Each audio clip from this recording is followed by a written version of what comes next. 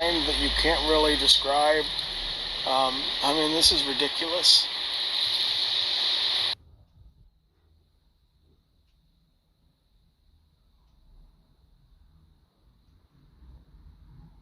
And what's great is I think Tom removed him from the stage, so he's not going to come up here and rebuttal what I just said.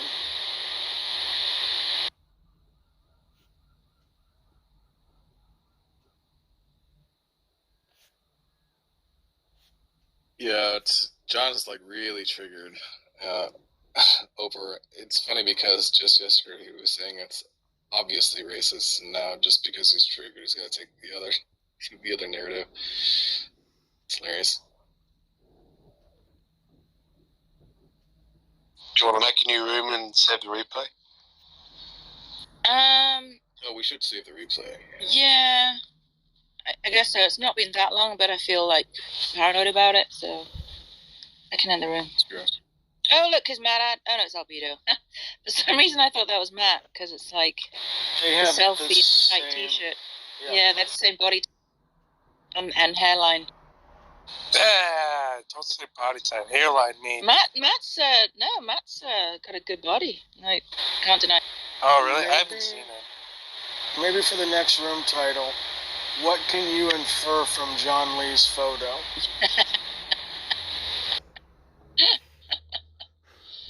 Okay, what should the room name be?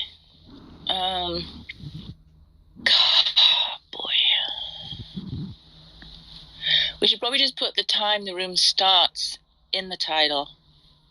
You know, just for quick reference. That's a good idea. Okay, I'll make a new room if that's good with everyone. Yeah.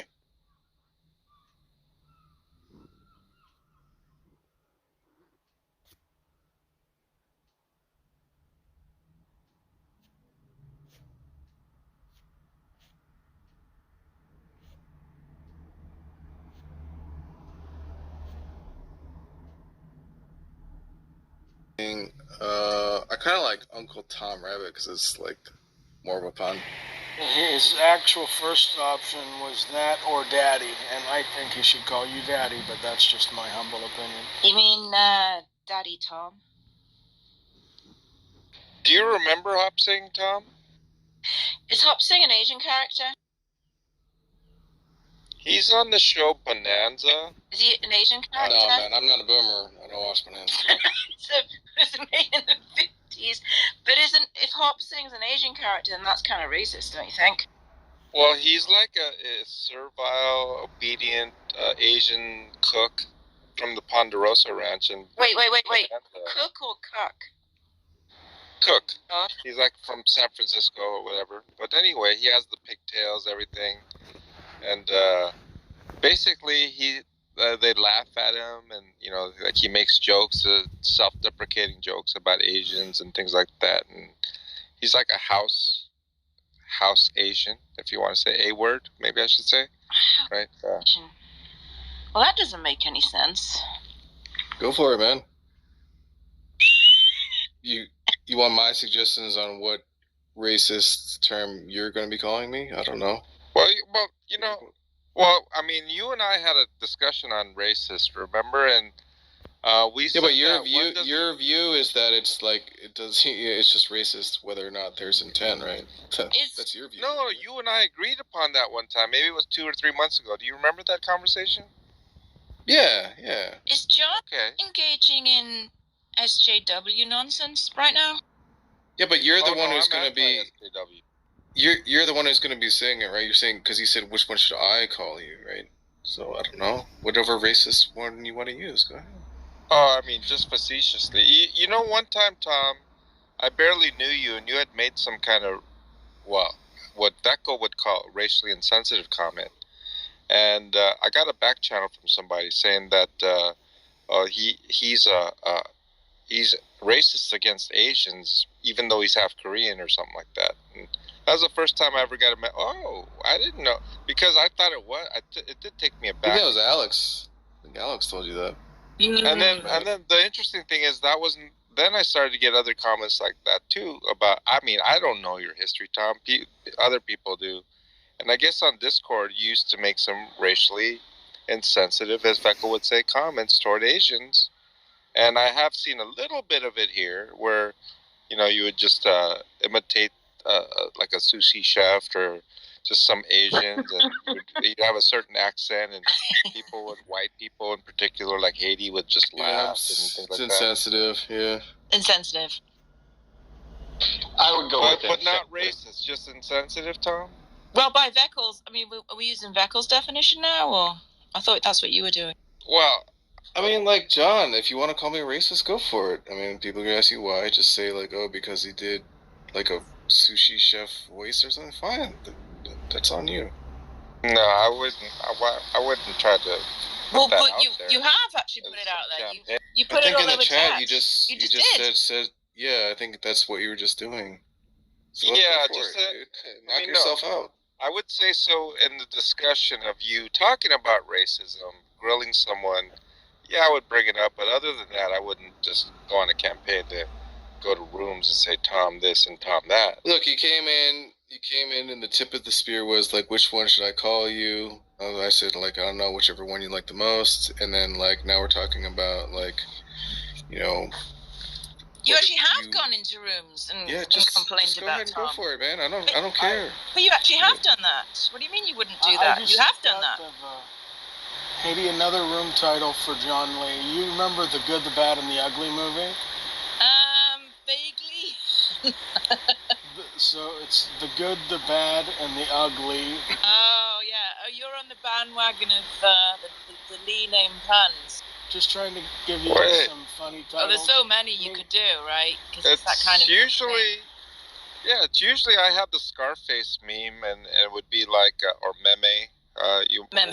Depending on who says it. Meme. Meme. Oh my God, you're such a fucking boomer. But I dude. mean, it would be the case that I would be the bad guy, and I would usually have that Scarface as say goodbye to the bad guy or something like that. I mean, like, I don't ask you, John, like, hey, like, which one do you want me to call you? Like, you want me to call you, like, Woody Allen or R. Kelly Lee? You know, it's like, I don't ask you that. R. right? 'Cause Kelly. I don't think you That's know. a good That's a comparison. good one. R. Kelly. I would Kelly. consider Roman Polanski. I mean, forget those other guys. Jeff Lee You're an artist, Weinstein? Epstein, sorry. Jeff Lee Epstein, Is that get too it? boomer to say Roman Polanski? Everything you say is No, good, actually, man. I thought of that. Yeah, but he was still like, this is like 50 years ago, right? So it's a little boomer, yeah. By the way, let me just remind you that I told you that once you kept saying like ableist, racist thing, and then I said, like, do you want me to start calling you Pedo Lee? You said no, and then they said, okay, I won't do it if you don't. But you seem to like not be able to control yourself. Should I start calling you Pedo Lee? Well, wait a minute. Did I have I an did agreement see not it. to call you neighborhoods? I did see a Maybe picture. This is actually the second or third time you asked me. Wait a minute, did we have an agreement not to do that? I mean, if you don't want the agreement and just want to renege on it, it's fine. No, I don't want to renege on an agreement. But yeah, you know what? After you remind me, maybe I did make an agreement. That's exactly what you said last time, and then you forgot again because you're such a fucking boomer. Tom, I did see a photo a few years back on Facebook of John Lee holding a giant dildo. So What? we can probably infer from that. I don't know. I'm not saying anything. I'm not Just speaking implying of- that it was photoshopped. Just speaking of people holding giant dildos, right? I've seen I saw one John with a giant butt plug, and so I mean I've seen lots of pictures with me. Yeah. What's the I hope you're difference? getting my point, John Lee. I hope that I'm just driving that point home. Oh, I could see your point and add two more. Yeah, that's a threat. What would you say to young John Lee 3 days ago before you made up a bunch of things about me? Well, I mean, listen. If you think I made up things about you, that's.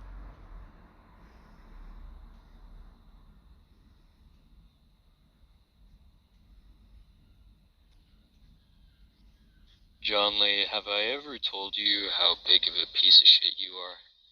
Yes, incessantly. Hmm. Tom Rabbit probably edges you out, but slightly, considering.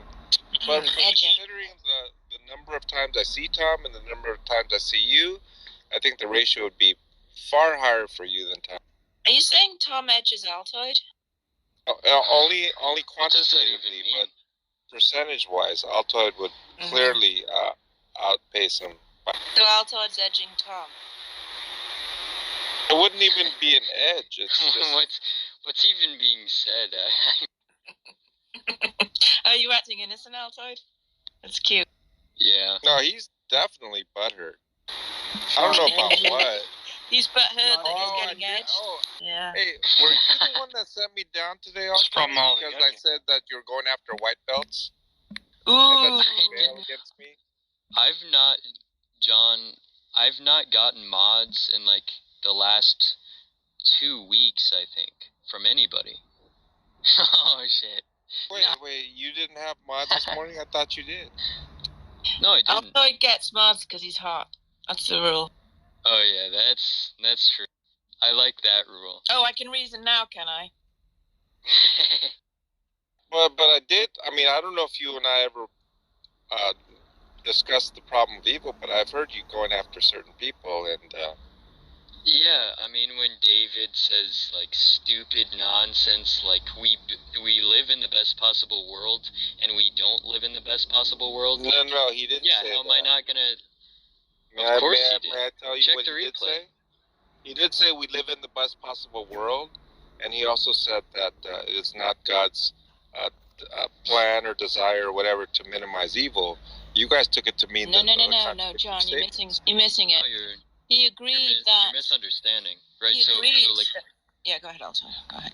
yeah, well, we asked him like if there was a being that was all good and all powerful, then he would like actualize the best possible world. He said some utilitarian nonsense which had nothing to do with what I said, but then he agreed to that, right? That a perfect, all good, all powerful being would actualize the best possible world. He agreed to that. So then later, he said that the Holocaust wasn't necessary for the best possible world. And so we asked him, well, if it's not necessary for the best possible world, and the best possible world is only comprised of those things that are necessary for the best possible world, then this isn't the best possible world, right? And he agreed to that, and then he also at some point started going on a big rant about, Adam, Eve, garden. It was the best possible world at one point, and it wasn't at another point, and like besides being heavily confused, he just contradicted himself Wait a minute. many times. Okay. You can check. Look, John. You can check the replay. But there was a point where he said we did live in the best possible world, we didn't live in the best possible world, and we did live in the best possible world within the span of a minute. Okay. Yeah, just check the replay. Yeah, I mean, I was the one having a conversation with them. Like I wrote it down. Actually, some of the like crazy things he said. Yeah. Okay. I mean, I guess you're more accurate than me, but Yeah, I know I am. yeah. Oh, there was a. Oh, sorry. But then, wait a minute. You said that from listening to you, he said that about the Holocaust. It has no bearing on the best possible world. Isn't that what you said? He said. No, he Not at said all. that it wasn't necessary, which is in contradiction with saying we're in the best possible world. Yeah, and he said multiple times that we are in the best possible world. Well, he said that if there was a being that was all good and all powerful, then they would create the best possible world. And he believes in that, so he would believe, I mean, if he's rational, that we do live in the, well, I'm not finished, that we would live in the best possible world, that this is the best possible world. And at many other points he said we don't live in the best possible world. So he was just confused. Yeah, I mean, just from what I've been listening to, just in the last day or two, I've only heard him say that this is the best possible world, and Right. So would it be rational to say... But I haven't heard the opposite. Would it be rational to say the Holocaust isn't necessary in the best possible world? I don't think there's a contradiction there. To say that the Holocaust is not necessary for the best possible world. No, not We are for the best possible world. Are not contradictory statements. If we're in the best possible world, then everything that happened would have to be like the best thing that happened. Well, there could be like morally insignificant things. Are you saying that the Holocaust is morally insignificant? I think that's what he was saying. He was. No, I don't think. Well, no, he wasn't saying that. The best possible world. He said it wasn't necessary, which implies what? That it's morally insignificant. I'm just saying that in terms of what Altoid said right now, that the Holocaust is not necessary for the best possible world. No, Dave said that. Dave said that. Contradictory to that we're living in the best possible world. They're just simply not contradictory. I don't really understand. So I explained my view, right? I explained my view, and I said, like, the best possible world is only those propositions which are true, which are necessary for the best possible world. Any more propositions which are true beyond that, or false beyond that, or, well, true beyond that, and any false propositions within those set of propositions which compose the best possible world propositions being false would just entail that it isn't the best possible world. You're very quiet. Did he agree with your definition? Yeah, he did agree with my definition. Yeah, I never. That might have been before I got there, but I mean, I listened to the whole conversation. If you're saying that you literally spelled it out that way, yeah, and that he agreed to how you spelled it out, it could be that he just didn't even understand what you. Well, yeah. Yeah, that's the case for most of the conversation. He didn't understand. Outside your audience. But I mean, I did understand what he was saying. Now I don't agree with them, right? Wait, can you hear me now? But I do understand what he was saying, and I will say the way you guys were trying to steelman him, it was a misrepresentation. Whether you guys understood it. Wait, which part was a misrepresentation? About the best possible world. You're saying that. I'm trying to understand which part you're saying is a misrepresentation. The misrepresentation is, I mean, Godless is here also. I heard her and you make a couple of comments that represented what you guys said he was saying, and it being contradictory. But from what I was listening to, granted, I didn't listen to the entire conversation, but what little I did hear, which was half an hour at that point, was what I thought. He was being consistent in his statement. And like, again, I don't agree with the statement, but I do know from hearing enough Christians where he's coming from, with respect to sort of like a Plantinga type of free will defense. But he was not saying what you guys were saying he was saying. Well, you didn't hear it all, right? At one point I didn't hear it all. That's correct. Right, so how can you claim that we're misrepresenting him? You didn't hear everything he said. Well, the various statements were directly not what he said. Can you just be, but you didn't hear everything he said. Yeah, but can you just be particular? Well, look, John, can you just be particular? You're saying that I misrepresented his view. I'm just asking, like, could you name something in particular that I misrepresented him on? Yes, with regard to minimizing evil, right? To me, there was a direct correlation of God, the best possible world is that in which God minimizes the evil. He was not signing up for that. He agreed the best possible world doesn't have the Holocaust in it. He agreed the best possible world doesn't have the Holocaust. Did you hear that?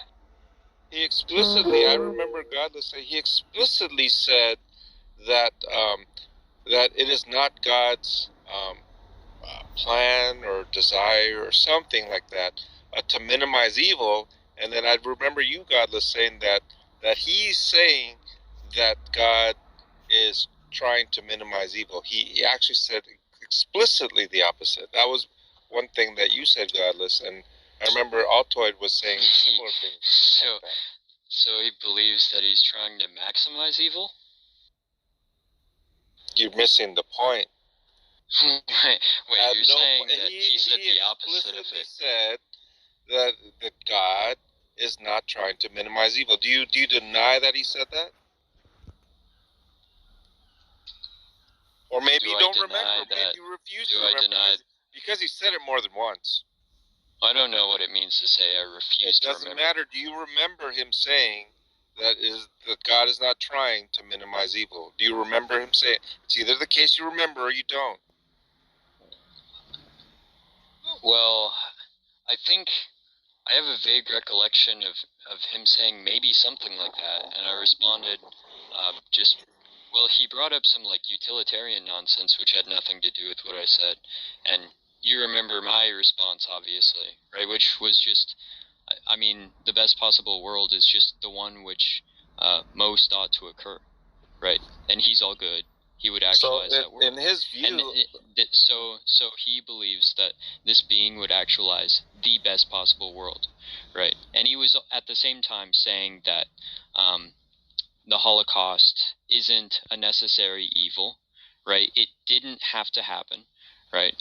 And if it didn't have to happen, then this isn't the best possible world. I mean, that was like what he was he's saying. trying to say that the Holocaust is not relevant to the best possible world.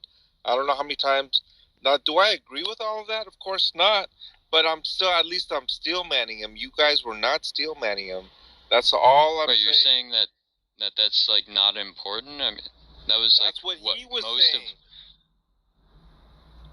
If I may, No, that's the notion of the no. Holocaust, good or bad, comes down to a human construct of death. When we're Oh thinking God, about this what the is mind of just a God is. nightmare. Well, no, this is actually pretty relevant. Your perfect It's world not is relevant. the human perfect world, right? That's what you're arguing on behalf of. The Bible refers to the Word of God. I'm an atheist. I don't even believe in God. But throwing human constructs in there to define what the ideal word is the same as the child looking at his dad saying, I want ice cream, and his dad saying, no, that kid no longer lives in the perfect world. But the dad knows why. The big picture is, even if the kid doesn't. We are kids. We got little three-dimensional brains on this planet. If a God does exist, it could very well have concepts above what we conceive of as good and evil in the big picture. Yeah, that would be consistent with saying the Holocaust would exist in the best possible world, right? Do you agree with that? That's just good wouldn't even mean anything. Cameron, do you agree with that? Hello? I believe it could, depending on the path of Right. whatever Okay. that God So is. Dave said the You have to Holocaust. bear with Excuse me. Dave said the Holocaust was not necessary. So you're not even taking Dave's position. You're just That's like not exactly saying what I'm actually just pointing out something in the oh, so you're just logical, being irrelevant. Okay. He's saying that now you're just attacking me personally because I've stated something that you don't like to understand, that this isn't just your worldview versus You need his. to track the conversation. You need to track the conversation. That's what you're not doing. It's a conversation on theism, isn't it? The conversation on another conversation we had with a theist, and you're just piping in your irrelevant opinion. Yeah, I mean, I at the definitely moment, did it's a track the conversation about conversation. how you're humiliating yourself. Definitely did track the half hour. Like I said, it was you guys were having that conversation long before I arrived. It looks like, but just from the short points, it was either that he was changing his position and you guys were looking at that, but he was very explicit. Maybe 3 times he said to some sort of the God that is not God's desire, plan, whatever he said to minimize evil, right? And he said that explicitly. But it seemed to me that you guys were automatically assuming that of course, the best possible world is one in which God minimizes evil. It was like that. You guys are on 2 different pages. Well, then if the Holocaust isn't necessary, then it just wouldn't occur. No, what he was saying was he wasn't talking about possible world semantics. He was just talking, just as a layperson. What I was understanding him to say was that the Holocaust, right, being that agents acted freely, right, it is not the Holocaust itself. The evils of the Holocaust itself does not relate to the best possible. It's not. It's irrelevant to the best possible world. That's what I understood him What to do you say. mean it's irrelevant? Are you saying it's a proposition? Which, like, what are you saying? I'm saying that's what he was saying. No, what does it mean to say, well, if you're going to steel man him so much, you know, his position so clearly, what does it mean that it's, like, irrelevant to the best possible world? I mean, it seems like you had his exact wording. Could you repeat what he said? The point is just it's either necessary or it's not, so I don't get this ambiguity. He said it was not necessary. Yeah, It was so necessary. yeah, that's what he said, right? He said, yeah, that's what he said, right? He said that it's not necessary for the best possible world, and we already agreed prior to that the best possible world is just those things that are necessary to comprise it. So if there is this thing which isn't necessary for the best possible world, then it just wouldn't be the best possible world, especially if he's saying that it's, you know, some contingent evil. I'll put it this way. If it's some contingent evil, then it just, like, there is no reason whatsoever for that to occur, rather than the best possible world, which has everything necessary for it to be the best possible world, minus this evil. Well, if you're gonna say gibberish, I don't really care to listen. Yeah, with regard to you don't have to listen. I'll just speak for the room. With regard to necessary, right? I've had this personal experience when I talk to philosophers and I incorporate the word necessary in a colloquial way, they literally take it a completely philosophical, strict understanding and try to. They're not willing to understand what I, as a layperson, mean by necessary. Now, I understood what David used the word necessary with regard to best possible world and with regard to the Holocaust. I understood what he meant, right? He meant it in a colloquial sense. You took that to mean a certain thing, and therefore, because he said, you're not listening to what he was saying. You're saying, you're taking his words and what that needs to mean in philosophy, and then going from there. That's what you were doing. So I understood what he was saying, and it was nonsense. I mean, you were not understanding what he was saying. Well, you're saying in virtue of him using necessary in a different sense, I wasn't understanding what he was saying. Okay, so how is it that so John, answer me this question. How is it that I'm using necessary in a way that is incommensurate with his definition? What's the difference? Because you're saying there is a difference, and in virtue of that difference, there's a miscommunication to where I'm wrong about his interpretation. So how is it that I'm using necessary in a different sense than he is? Go ahead, John. Yeah, and so in terms of best possible world, it is such the case that a world in which includes free will is the best possible world. That's his position. And therefore, if it is a world where there is free will and these agents act freely to commit the Holocaust, that is the best possible world, because freedom to him, free will to him, is the best possible world. And that's the way he was talking. Okay, so you're just dropping the nonsense you said earlier, right? What nonsense is this? Yeah, the nonsense about me not understanding him in virtue of how he's using necessary, and in virtue of how I'm using necessary. That's clear that his understanding of necessary is not your understanding. You're saying there is a difference. What's the difference? That it's not relevant in the sense that, for example, the best possible world, in terms of the Holocaust. When he says necessary, I'll say it this way, when he says necessary, he means not relevant? Yes, that's what I'm saying. And you don't understand it that way. That doesn't even make sense. You don't understand it that way. It's not understood that way simply. Look, I could define Swiss cheese as automobile, but, like, that's to an extent that I would just be wrong, right? Colloquially, he is making sense. I don't think there's any difference between the meaning, because what he actually said was it didn't have to happen, right?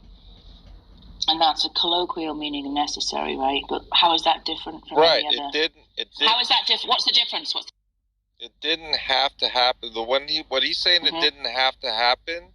What he's saying is that because agents have free will, and they could choose to do it and not to do it.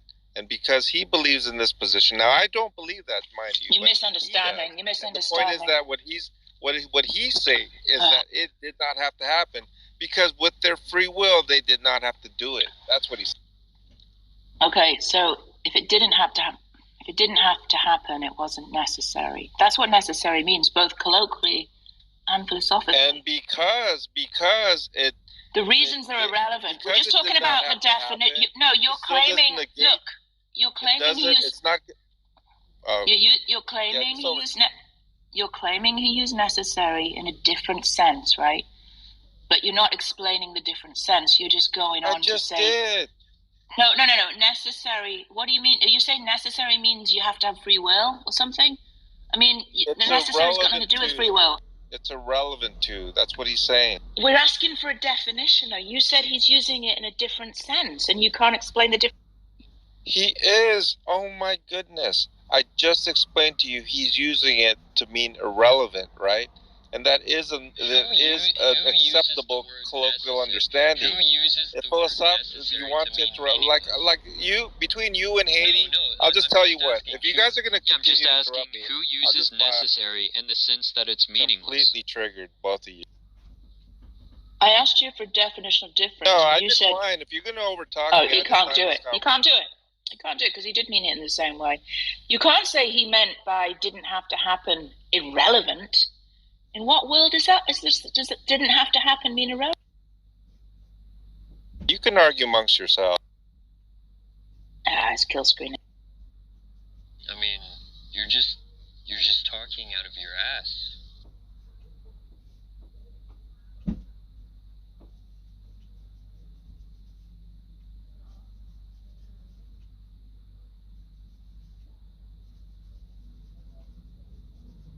I think I'm going to commit to more so, Tom, of not interrupting people.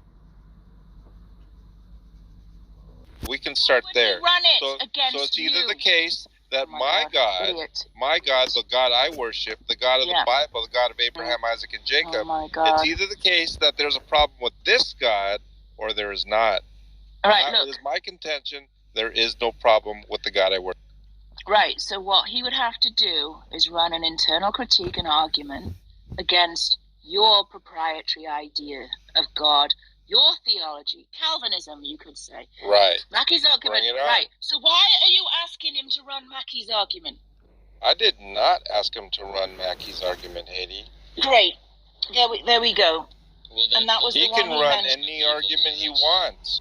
Oh, yeah, that waste. would be the argument that you would want, right? The logic. Yeah, he kept saying. Yeah, he said, I want to talk about the I problem. would claim that Mackey's argument is an argument against a straw man. Great. He's just deconstructing a straw man.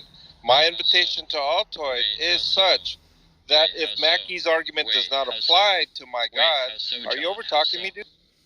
Yeah, I'm just asking you how so. You're saying it's a straw man of your position or a position. Like, what's the straw man? I already told you, it is not the case, from what I understand about Mackey's argument, it is the case that an omnibenevolent God would minimize evil. It is not David's God, it is not my God. Oh my God. And so being that the case, Wait, so you can ask me about my God. On evil? Does your are God you equivocating on minimize evil? Are you I would say equivocating no. on the There you go, no definition of talking evil, again. John Lee? Is this the Well, best you I'm have? Just over Yeah, I mean, I'm asking for drowning out clarification. I'm asking for there's no reason coming out of your mouth. I'm asking for clarification. Like, God, I forgot what I was even saying. This is terrible. Don't bother, Altoid. He demands you run the logical problem of evil. Why don't you ask the stupid So he question can like, say, can God why are you over talking me? Why are you over? Remember when you said you disengage? He demands you run an argument that is not an internal critique of his view. I don't understand why. John Lee's pissed. This is funny. It's either the case that you're asking me questions about my God and internally critiquing, or you're just saying what are the objections to Mackey's argument, which is laughable. It does not apply to my God. I've told you it does not You asked apply him. to my God. You said you wanted to There you go, debate. interrupting me. Between you and Altoid, you guys are so triggered. Take you less can't even have a time. normal conversation. Take less time, please. Take less time. You bloviate. You asked I was him. not bloviating. That's the excuse. That's the excuse that you give. If you Well, really set Bloviator. a time clock to each and every conversation between Altoid Bloviator, it's far more. False. You asked him That's rich. to run. You said, I want to debate the problem of evil, which is commonly understood to be something like Mackey's argument, which is not an internal critique of your view. So I don't know why you asked him to run that argument. It's like going like, well, you know what? Why don't you critique Plantinga's free will defense? And I don't even hold that type of position, and that's just stupid. Oh, are you Exactly. familiar with Plantinga? I mean, this is just utter stupidity. Exactly. You're asking him to do that. No one has run Plantinga's defense against you. You know why? Because you don't hold to free will. So that would be stupid, wouldn't it? Exactly. So why would you ask people to run that And defense no one against me? runs Mackey's argument with me. You know why? Why'd you Katie? ask for it then? Because the God of classical theism is not the God So of the Bible. why did you ask for it? You said, I want to debate the problem of evil. You remember that? What I'm saying is that with regards to the problem of evil, if it is an internal critique, would be an internal critique of my God. How that critique goes about regards to an understanding of my theoretical model of the God of the Bible, right? And so it would be incumbent upon him. He's more than free to ask the stupid question, can God instantiate a world in which agents are only free to do the good? Why would he Answer do would be that no. when it's not your And being view? that it's no, he can begin from that starting point. Why would he do that when it's not your view? That's ridiculous. I don't think he knows my view. And not only so, I don't think he knows my view. that you said. First and I know- foremost, he thought I didn't believe in normativity, which is laughable, right? And so Well, right that's there been and your there, position. he's clueless about my view. No, You're that's like been a your Muslim. position. You're like a Muslim saying, I want to debate the logical problem of the Trinity. It's ridiculous. But that's been your position, that there are no norms under your system. That would be false. You can inquire further. That's been your position for He just a wants rather attention long right time. now. That is false. Is good what ought to be done? You want to argue You're just or put lying an through argument your against teeth. what you suppose, Altoid? Is good what ought to be done? Can be understood that way, sure. Yeah, sometimes, right? Or it depends, right? That's not normative. I don't have She a didn't, problem she going didn't that ask route. you if it could be interpreted that way. The question is it Altoid? If we go under is good that which ought to be done? Is it good to do that which ought to be done? That's a yes or no answer? Why are you asking him? I'm asking him a question. Am I not allowed a question? What? Altoid, The if it is the case, may I finish, please? No, May the I question finish? the question on the table is: does John Lee think good and evil are normative? Right. That's what we're trying I to do. get to the bottom I do. of. And then, Okay. so my question, No, you don't. question to Altoid, I already answered that. No, you don't. My Though. question to No, you Altoid. don't. Though you If don't. it is, may I finish, please? If it is a case that good is understood as that which ought to be done, the question for you, Altoid, is it good to do that which ought to be done? I don't Is it understand why good? you're asking Altoid's view. You said you wanted to debate the problem of evil. It's a That's an simple internal yes or critique. no, Haiti. Why are you asking him for his view? You're just deflecting. Are you trying to white knight him? It's a simple yes or no. He's Yeah. avoided So that. is look. Do you like chocolate or vanilla ice cream? That's a simple yes or no. Should we just ask irrelevant do you want me questions to now? repeat my question, Altoid? I mean, Do you I like, would Buicks really or like Priuses? to hear from John Lee. I would like to hear from John Lee. He said that Mackey's argument is a straw man. You're of his avoiding position the and other question, people's Altoid. position. It's a simple question. You can Well, no. prevaricate like T-jump all Yeah, you want. look. You said it was a straw man like 10 minutes ago. You've been I'm going to allow you prevaricating to. ever I'm since. going to allow you to Well, avoid look, the question. look. It's a simple yes or no. You're saying it's a straw man, and I asked you the question, which you didn't answer. I'll answer your I question. did if you answer my the straw question. man. No, you didn't. Mackey's no, you didn't. assumption is such. What the did I case. ask you, John? What did I ask you? Mackey's assumption is the yeah, case. what in did I ask you, John? omnibenevolence. What did I May ask answer? you? I did answer twice already. No, And you what said, did I ask you? Yes, I told you. You said that I did not provide the straw man. Why are you being obtuse? What's the question that I asked you that I wanted an answer to? Straw man. You falsely claimed I did not provide the straw man. That's not the last question I asked you. I didn't say you asked the question. You falsely asserted that I did not provide the straw man. That Are was you not a okay, question. John? Like, It was a statement. It are was you, a are you false tracking statement the conversation? of which I It's kept ridiculous. providing rebuttal to. I mean, you're saying you answered a question, which when I ask you the question that I asked, what that was, you can't even render it. I mean, it's laughable. So, I mean, the question on the table is, if it is a case that we accept good as that which ought to be done, my question to you, Yes, would you like me to Altoid was, repeat my is it question? good to do that which ought to be Would done? you like me to repeat my question? Since you so didn't you're avoiding the understand it question. and you Is don't this where remember we're gonna it. go? Yeah, Really? of course. You don't want to answer that question? You need Haiti to white knight you on a Look, very you're saying simple. We're talking you're about saying I don't want to normativity, are we answer not? questions. Talking That's about what- your view. We're talking Talking about about your wait a view. minute. Talking Wait about a your minute. view.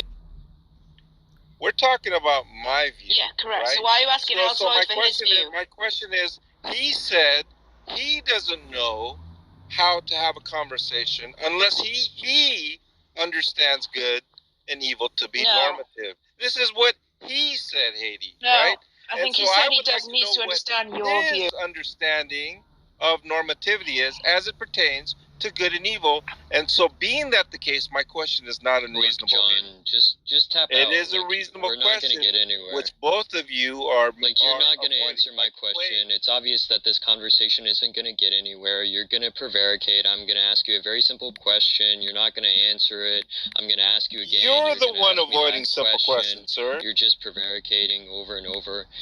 You don't want your What view is to be your clarified objection with because Mac? you never Unbelievable. actually defend your views. I mean, just like this is exactly why I said I didn't want to debate you. I mean, it's like when I hear Matt Adams say Altoid never makes arguments, right? It's like when Matt Adams says Altoid never makes arguments. It's laughable, right? Yeah, like you're the idiot that goes. It's just like talking to someone who says that a triangle has two sides. I mean, I think you're on par with like that. Matt Adams at this point. I told you about this before. I called you on this. You're making these analogies. It's just like this. It's just like that. You represent absurdities that have no what happened in that room? I asked people what you were saying, and literally nobody understood what you were saying. Dude. You're a complete amateur. You have so how are you going to accuse me of not understanding when the entire room the didn't last understand guy, what you like were saying? David, you berated him, right? You asked me a question which wasn't like even grammatically correct. You think that you can conduct an interrogation. You have no position. Just prevaricating, John. Like, are you going to keep prevaricating or not? I just don't get it. Like, you keep talking. It gets nowhere. I mean, this is exactly why I said that I didn't want to have a debate with you over the logical problem of evil. Because, I mean, first of all, you don't understand what it is. I mean, you also don't take good and evil to be normative notions. It's just ridiculous. Listen, I've been discussing this longer than you've been alive, dude. Well, that's weird because it doesn't Surprising apply you're not to your better at view. it, John. The situation is very clear. It is the case that you want to do an internal critique, find a P and not P, whatever the case is. You're more than welcome. Go for it. Actually, he didn't say that. You challenged him to debate you on the problem of evil. Yes. Yes. Right? Okay. But the problem I do challenge that. Yeah, okay. But the problem is, one would have to come up with a completely proprietary argument that deals with your proprietary theology, right? He's coming up with the straw man argument. It's not a straw man argument. It's just an argument that doesn't apply to you.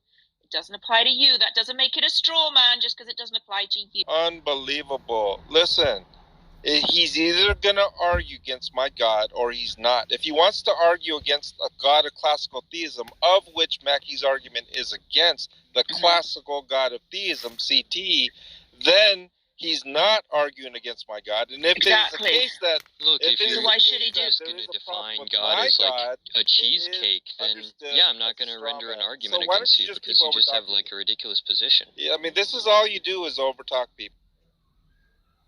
Why would he argue the logical problem of evil with you? Why? It's either the case that my God has a logical problem or not. Maybe it doesn't. Yeah, it's my assertion that there is no God logical is cheesecake, with the idea of I my believe God. in cheesecake, so there's no issue.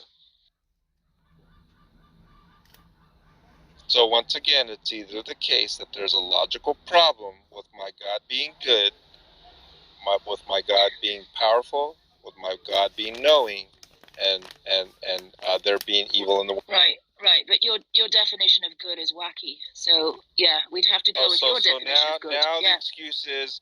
It's not an the excuse. case It's that an there's a internal logical critique, problem. idiot. It's not the problem. There's no logical problem. If It's it's just an wacky. internal critique and you have a proprietary definition of good, right, then we just have to go with your definition. And That's what so an internal critique.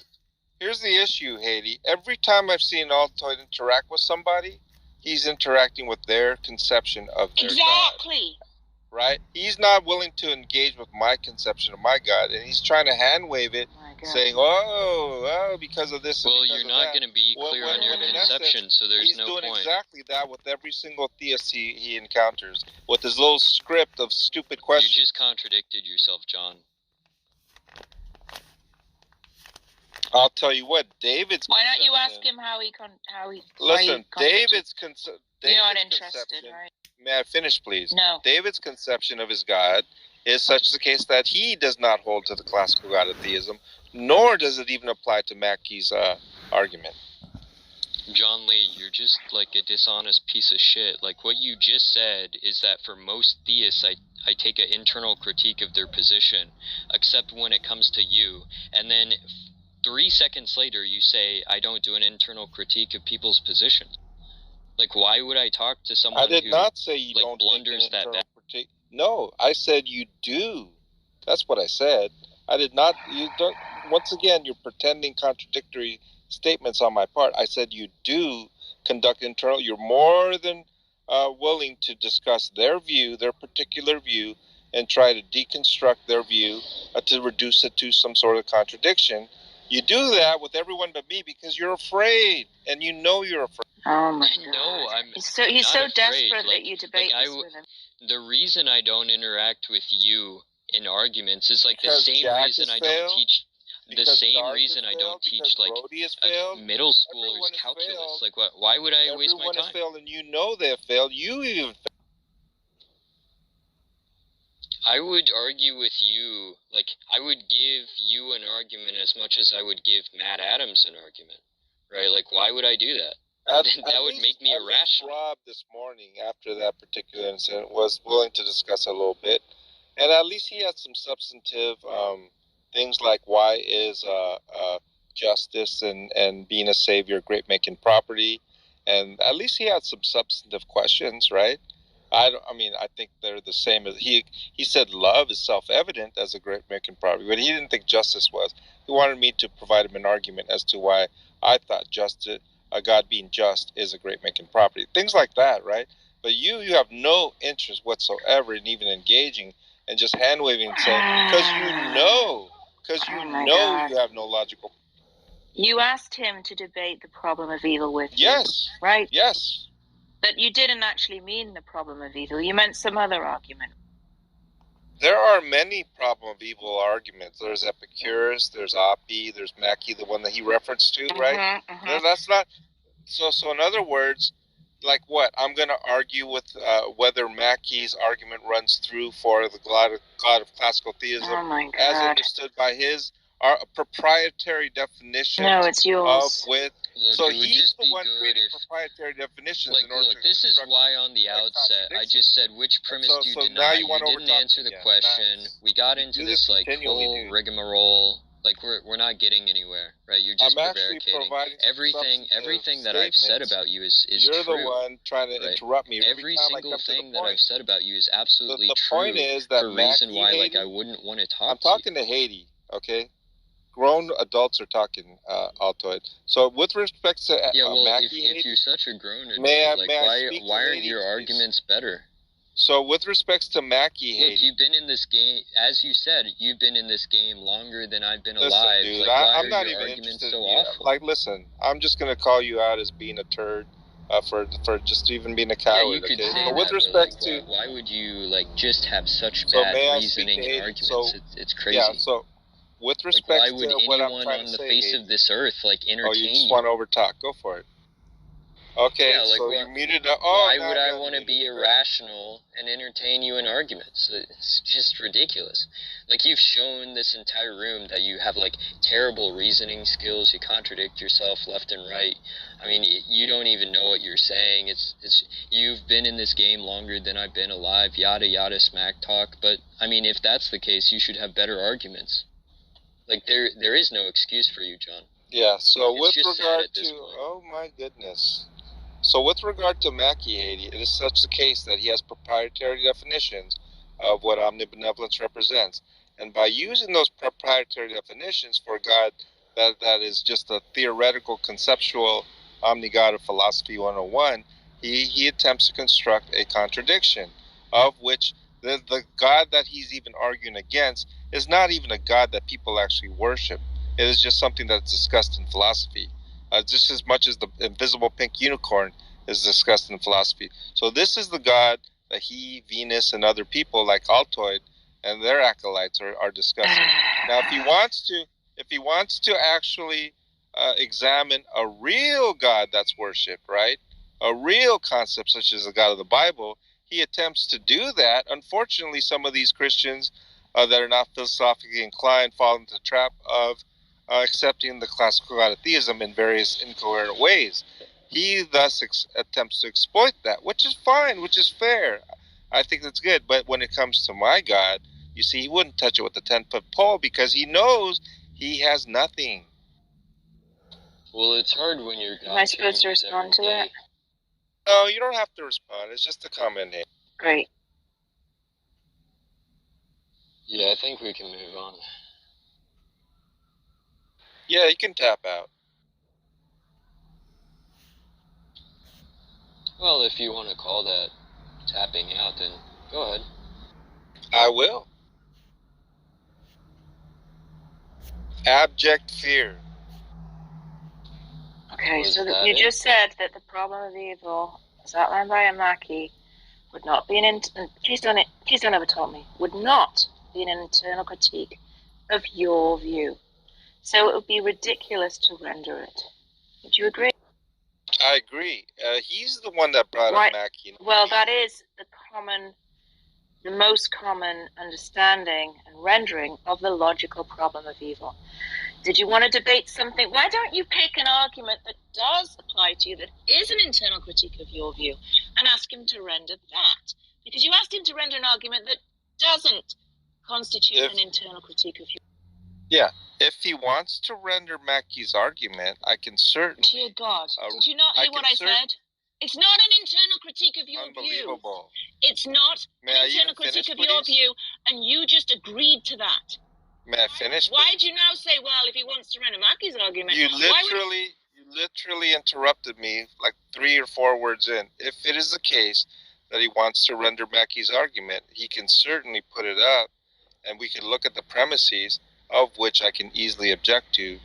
Begin with premise 1. I mean, Mackie's understanding, right, of the omnibenevolence is not what I would agree to. I could object to. It's an arbitrary definition, proprietary definition by Mackie as to omnibenevolence, saying that this is what it represents. And since this is what it represents, these are the contradictions.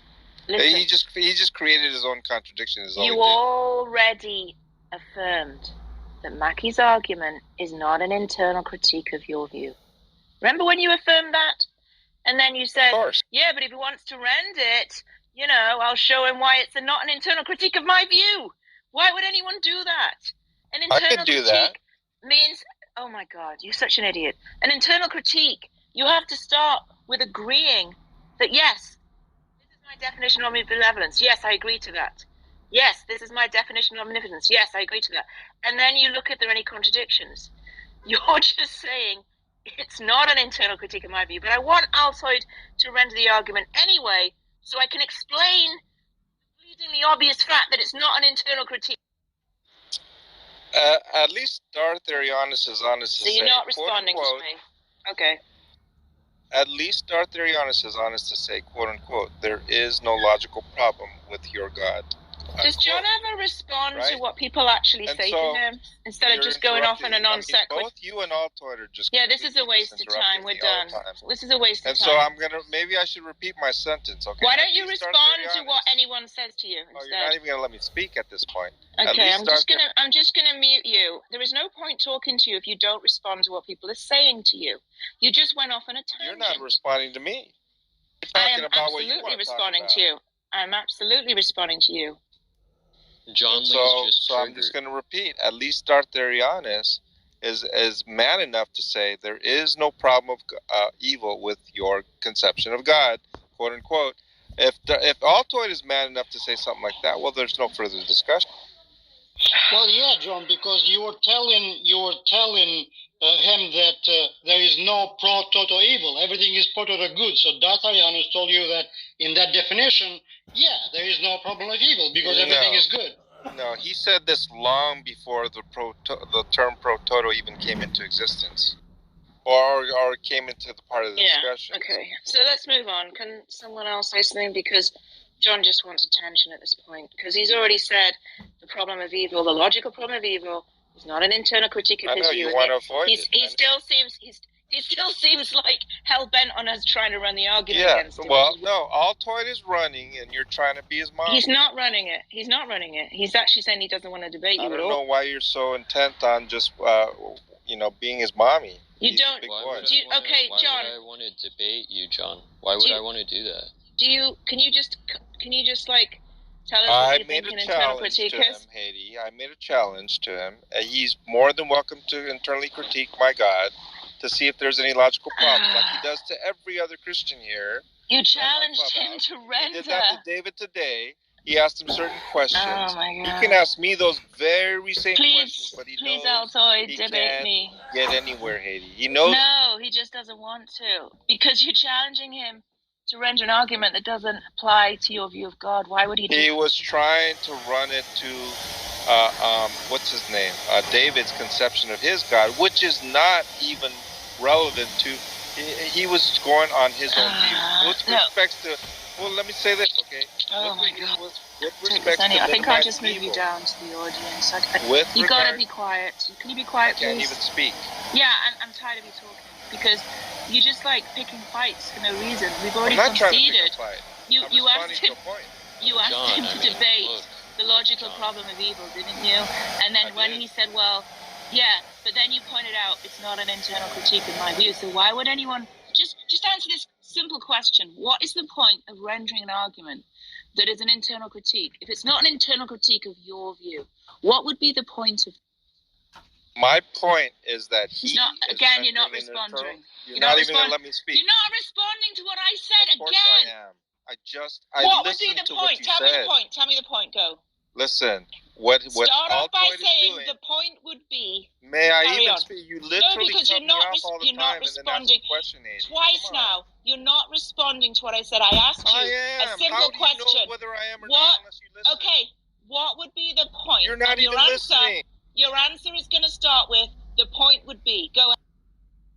The point would be that Altoid is doing internal critiques of every other Christian that I witnessed here on Clubhouse, and he's unwilling to internally critique my God right here, right now. Look, John, it's very simple, right? If I'm going to run a problem of evil, I'm going to probably run Mackey's argument. I mean, I'm familiar with that one, and I don't think run like it with the evidence. David. Look, can I finish speaking? Yeah, thank you. So what I'm saying is, if I'm going to run any argument, I don't think the evidential argument is a good one. I think a few others are like not good.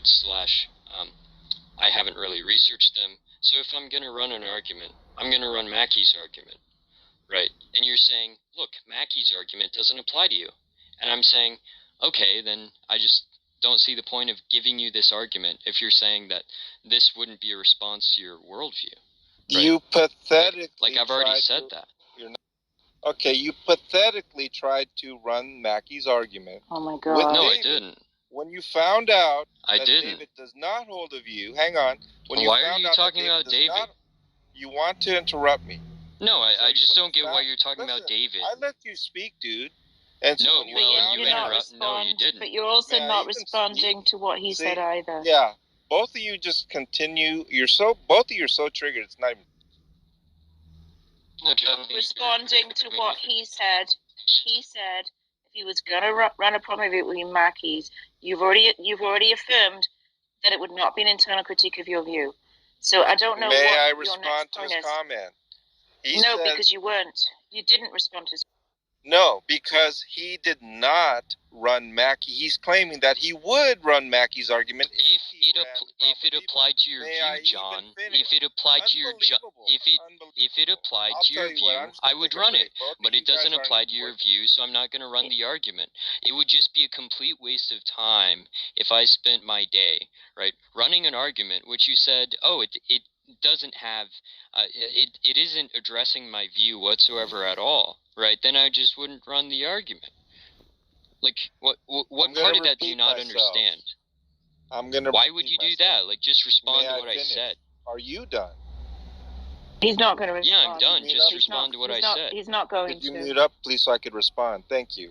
And so what you did try to run Mackey's argument with David, and he did not have a view such as God minimizing evil. But that did not stop. I'm not talking about David. May I even finish? You're not responding. No, it's just non sequitur. Oh my goodness, both of you are so triggered. Look, if you're gonna flip flop between one conversation and another conversation and just bloviate and prevaricate for like 30 minutes, I'm just not gonna entertain it, right? So again, I'm just gonna say that look, I was running. If I would talk to you, right, I would run Mackey's problem of evil. You're saying it doesn't apply to you. And I'm saying, okay, good. Then I'm just not going to run the argument. You're saying I'm like running away, all of this nonsense, right? But so long as you're saying it's not an internal critique, and you're obviously not going to elaborate on your view because one, it changes every other day, and two, it's not clear what you say ever. Right, so it would just be a complete waste of time, like, explaining this to you. Like, I would be as irrational to explain to you Mackey's argument if you don't take it to be an internal critique of your view, as I would be, like, trying to teach third graders calculus, right? Like, why would I do that? And I'm running if I don't, that's ridiculous. Yeah, first and foremost, I do know Mackey's argument. But in any case, Altai, what I was trying to say, hopefully you won't interrupt me, the point I'm trying to make is that you tried to run Mackey's argument with other people. I've seen you. And you also tried to run it with David. But once you discovered that he does not hold to the view such as God trying to minimize evil, that did not deter you and say, oh, you know what, my argument does not pertain to you. No, you still had opportunity to investigate what he does believe, and you were able to flush out inconsistencies in his own belief, as you attempt to do with everyone else. He accepted those inconsistencies. There you go, interrupting me again. No, So the point is he accepted those and he accepted those things as inconsistencies, right? He agreed to something and he agreed to the opposite. He said we live in the best possible world and we don't live in the best possible world, and we do live in the best possible world and we don't live in the best. Like, he changed his mind like 7 times. How am I supposed to take somebody like that seriously? Right? I take that person as seriously as I would like Matt Adams or you, to be quite frank. I don't take you seriously. Right? Like, yeah, that's fine. You can think whatever you want to, right? But you're getting closer and closer to Matt Adam level reasoning, and it's sad, right? It's really sad. What I don't understand. My point was this. No, hold on, John. Wait, you don't take me seriously, Altoid? No, of course not, Matt. Stop. What I don't understand is your claim is that Altoid was doing something irrational by running the argument against Dave. I didn't use the word irrational. Well, you said it was like you run it even though it's not his internal view. It's not an internal critique. No, he didn't run it. And then you hold on. No, that's hold not on. That's not his conception of God, didn't you? Do you want me to repeat what I said? What I did? No, I really don't. I really don't. No, you misrepresented me right now. I want to finish my point. What I am you saying. You said that. No, I heard you very well because you said it 5 or 6 times. You said nothing stopped you from running Mackey's argument against Dave when that was an internal critique of his view of God, right? But you now demanding he do the same thing. You didn't let me finish that statement. That the beginning part, you're absolutely correct. He did run Mackey's argument with David, and yet it would not. The Mackey's argument is not going to pull through with a guy like David because that's what I said. Not hold. May I finish, please? Exactly what I said. May I even finish, please? No, because you just both of you are so triggered. No. Listen. I said that, right? You said no. That's not what I meant. Let me speak, and then you just repeated my steel man of you, right? The point is, if you think that was some sort of blunder, why the hell are you asking him to repeat it? You're not even listening to my point. I'm going to repeat my point again because you always cut me off when I'm actually making my point. You cut me off right at the setup point, and then say what you have to say. What I am saying is he did try to run Mackey's argument against David, but he recognized very quickly that Mackey's argument would not work for a person like David who does not hold the view like Mackey is arguing against that God ought to minimize evil, right? However, what I am saying now, and this is the main point, which you guys keep cutting me off, it did not deter I understand that. Altoid from continuing to press against his view to flush out inconsistencies. He had to abandon Mackey's argument to look for new inconsistencies, which he actually did find, which is to Altoid's credit, that he flushed out contradictions. He's not willing to do that with me, is what I'm saying, Haiti. So are you saying he made a mistake when he tried to run Mackey's argument against David? No, I did not say that. Oh, he didn't? Because he didn't know, right? Initially? What part of no are you refusing to understand? Yeah, I accept that you said no. My follow-up is, was it not a mistake because he didn't know Dave's view? It is good to find out Dave's view. Right, we already know your view. Yeah, right. I understood Dave's view prior to you showing up. But John's theory is that it was fine for you to do that because in doing so you realize what Dave's view was, right? What I'm saying is, we already know John's view, so we don't need to go through all that. No, he does not know my view, Haiti. He does not. That's what I'm saying. Nobody knows your view. Not even you know your view. He cannot steal man my. It's just a bunch of gibberish. Why even entertain the nonsense that like John Lee even has of you? It's just a bunch of gibberish. Like we've asked him so many times to explain concepts, they turn out to bottom out in bottomless analogies. Right? I mean, it's just such nonsense. It's just like some silly game. I don't know why you're over talking me. Some silly game that he plays where he like pretends that he has this coherent view. Right? Like, why even entertain it? It's been dissected so many times. You know, God is good, but good is not a normative notion, right? But Jesus is good. Now he's saying Jesus is identical to God. God is good a normative notion? Well, now he's saying that good is standardly a normative notion. Statement, God is good a normative notion. So you're saying good and evil are not normative notions, right? Of course that's what he's saying. Yeah.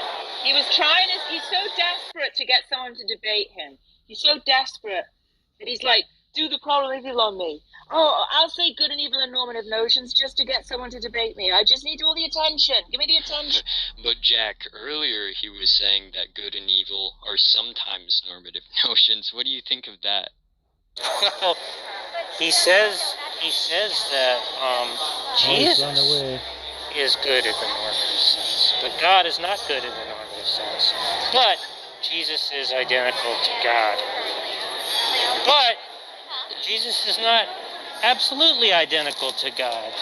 He's relatively identical to God. But then when you ask him how it's possible for there to be a relative identity in virtue of something being an entity rather than a property, because he agrees that God is not a property, he's an entity, he can't explain how there could be relative identity in that case, right? So it's just a bunch of garbage that he made up on the spot, and he's pretending he has like this great, coherent, systematic theological view. It's just a bunch of nonsense. Yeah. Also, when I was talking with David, I wasn't really bringing up Mackey's problem of evil. It was a different argument, right? There are some premises that are the same, right? That he's all good and all powerful. But the best possible world stuff is, like, sort of completely different. Well, he also had a silly view because he conceded at the outset that when it's claimed that God is good, it just doesn't mean the same thing. You know. So what the hell does it mean? God is schmud. What the hell is that? John Lee had the same problem. Okay, just so I can understand, who's this Dave guy? Is he a new Christian who's come to Clubhouse? Yes. He was talking to Altoid and maybe a few other people. And, you know, to be fair, all this is new to him, and he contradicted himself a couple of times. Oh my God! Like, there was one part where, I kid you not, in the span of 15 seconds, he said that we live in the best possible world, and we don't live in the best possible world. I pointed it out that he contradicted himself, and then he just said we lived in the best possible world. But through the course of the entire conversation, he flipped his mind about like 6, 7, 8 times. Was that in this room, or was that a different room? No, that was a different room, I think.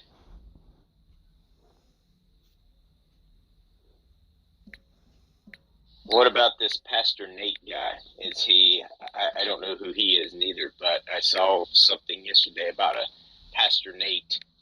I guess I missed him with all the raw excitement. Is he a new Christian as well? Yeah. He's, I don't know that he's exactly a pastor.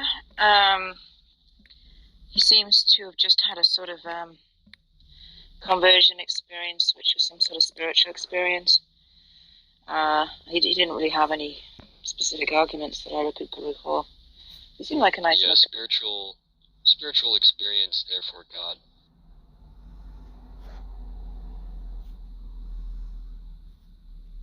I guess I got some catching up to do. Yeah.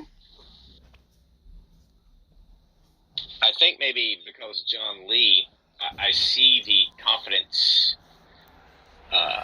swelling in his voice after his great performance against Tom. And I think a few weeks ago when he was going to call the Matt Dillahunty show, that kind of ended up being a disappointment. But I think that because he didn't get to talk to him long because Matt hung up on him. But I think now that we had the John Lee debate, I think John is itching for another person to go after, and I can see it in his actions. So maybe that's why John is so itching to debate someone. Would you think that's the case, John?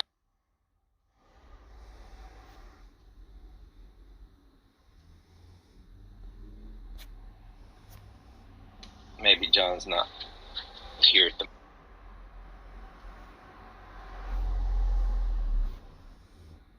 John Lee left the room, I think.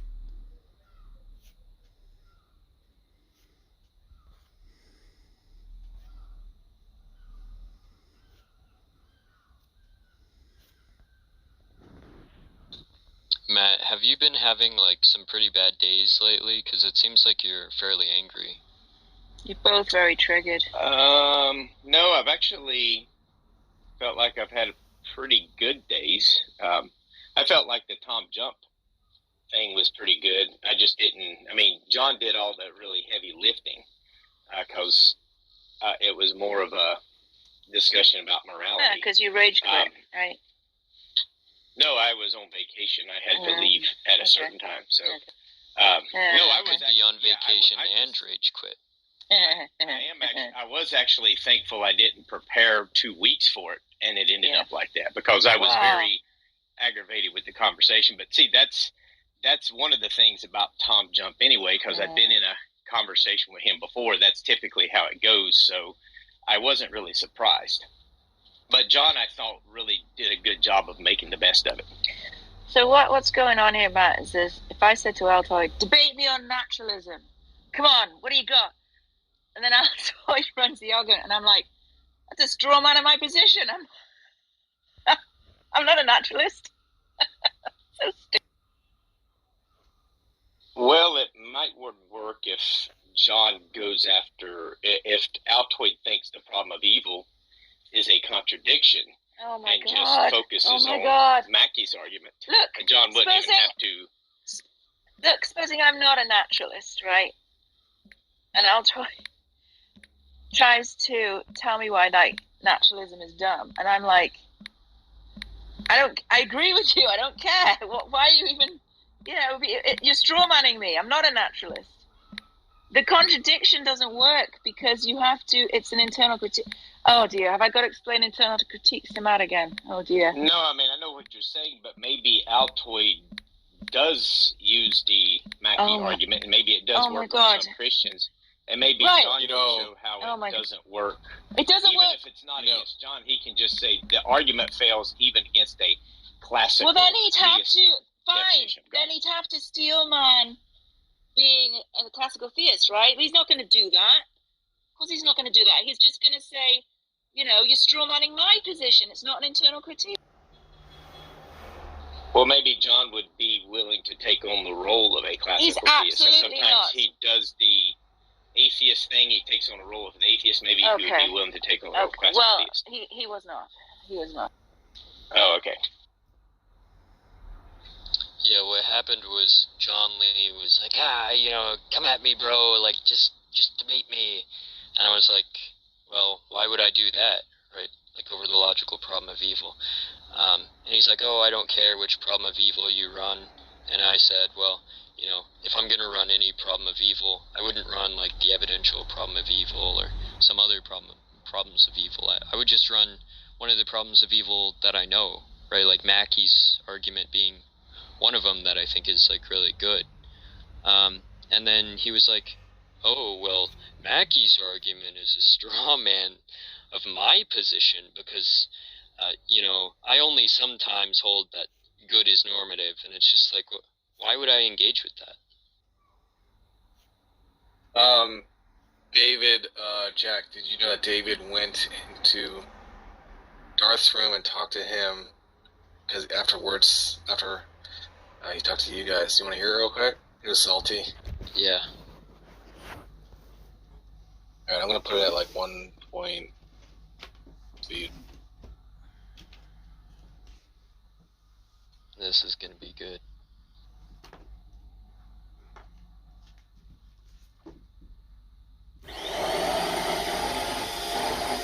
Look what presupposition was presented up. Because if and their spirit gets over, they're shown for rebelling against God. That's why most of them resort to trolling. I also noticed that a lot of them will just hear arguments and then just dismiss it outright and without any reflection. I was talking with some atheists today about the nature of how could a God who has an ability to intervene in human affairs, if he's sovereign, how could he permit or authorize or ordain people from doing evil things to each other? If he has the ability to stop that, wouldn't he have that? Wouldn't he be a...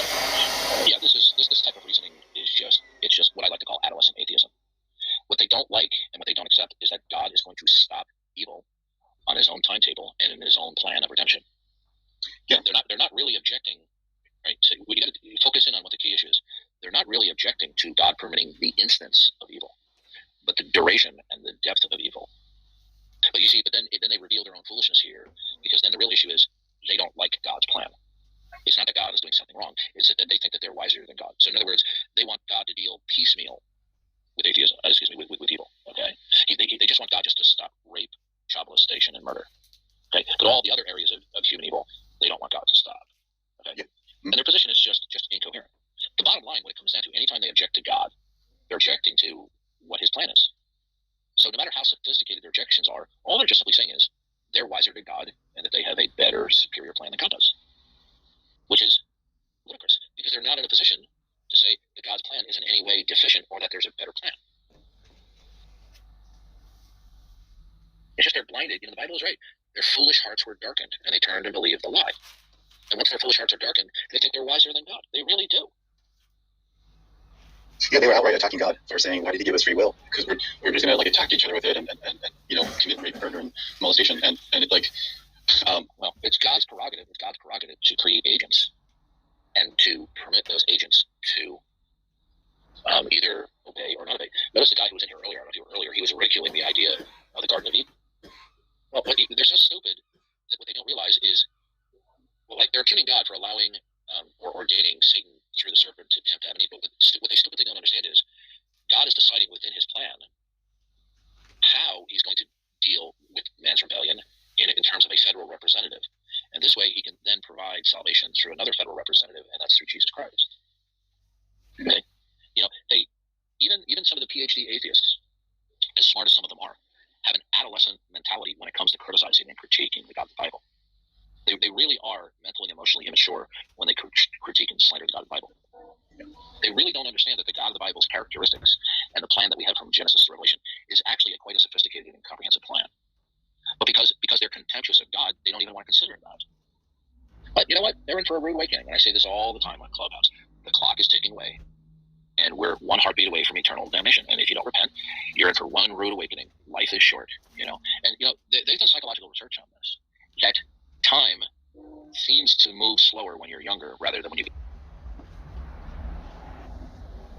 Yeah, you guys weren't listening at all to his argument. Just...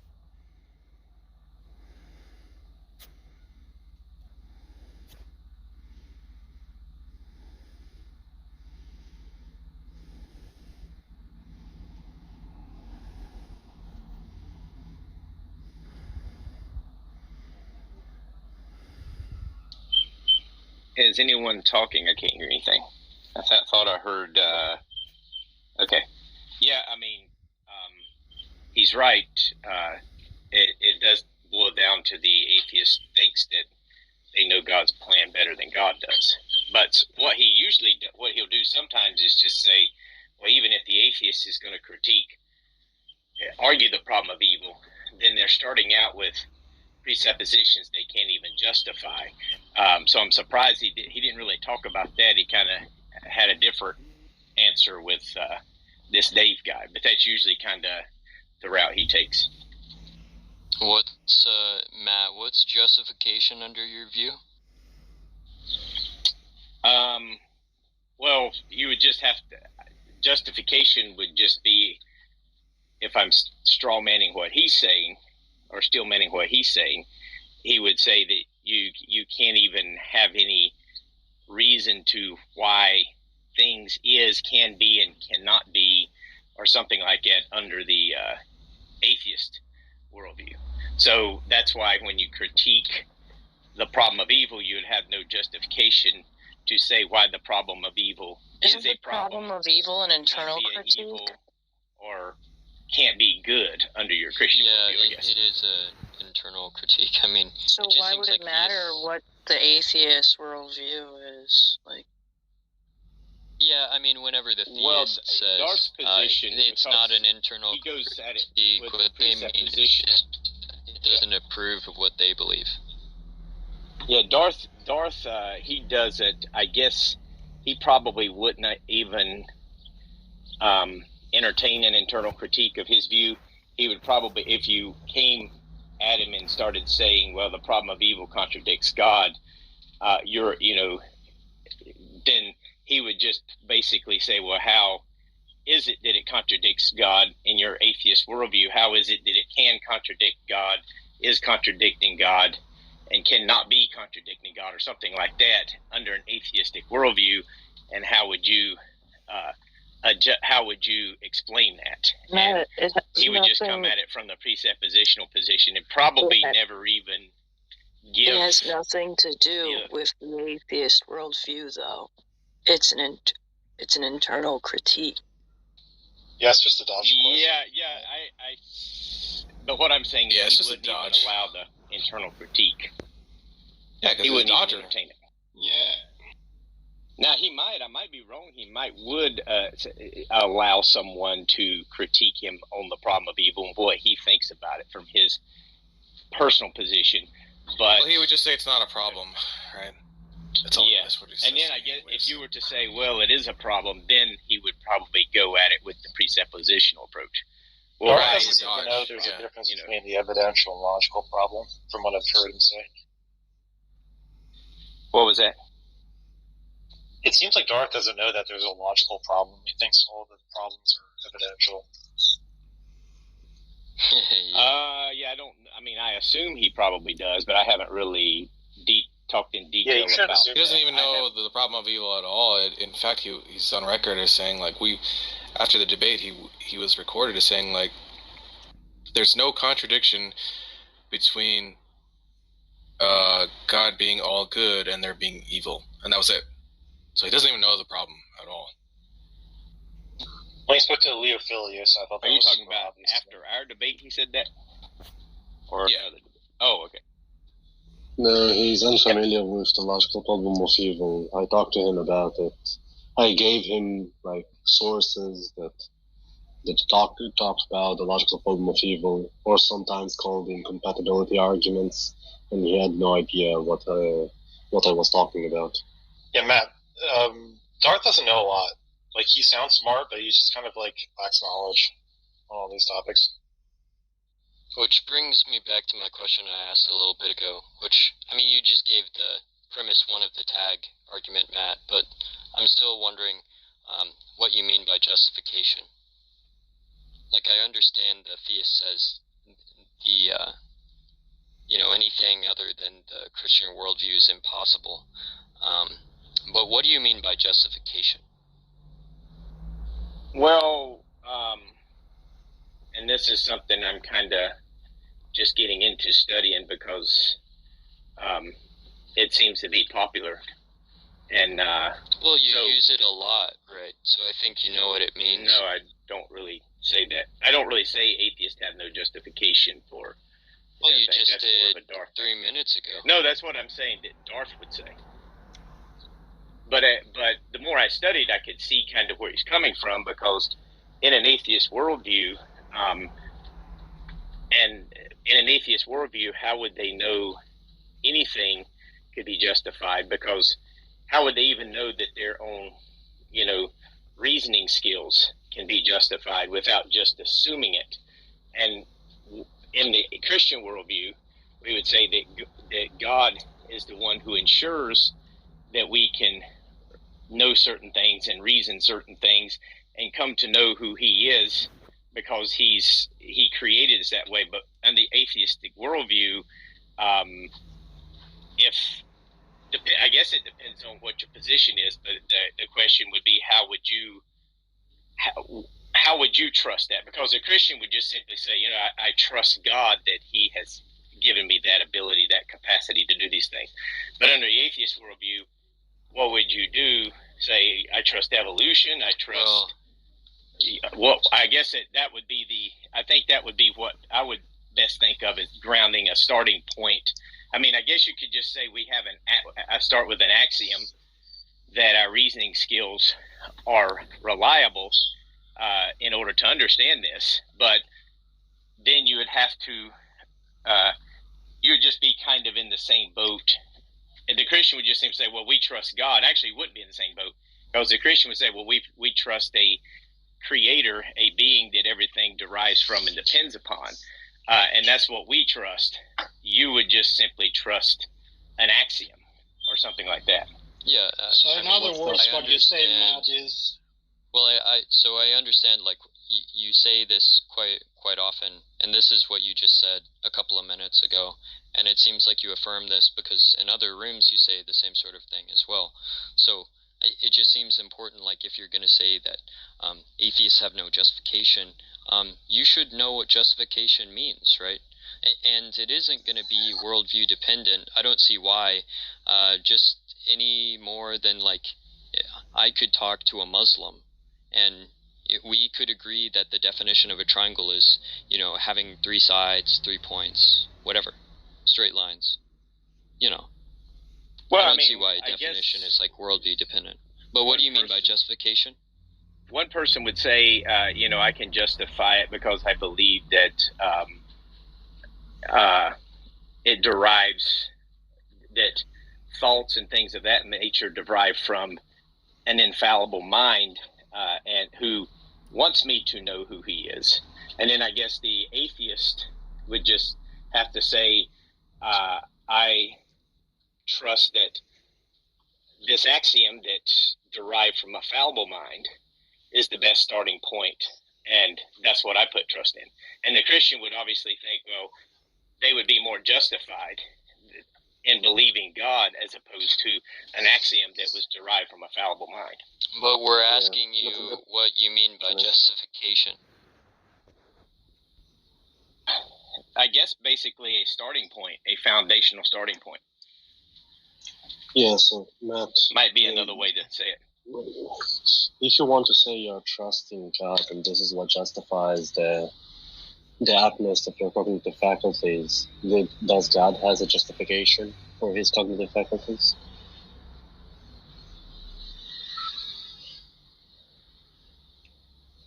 Did you hear that, Matt? Are you asking? Well, I wouldn't even. To me, that seems like an absurd question. I wouldn't even think God needs justification for his cognitive faculties.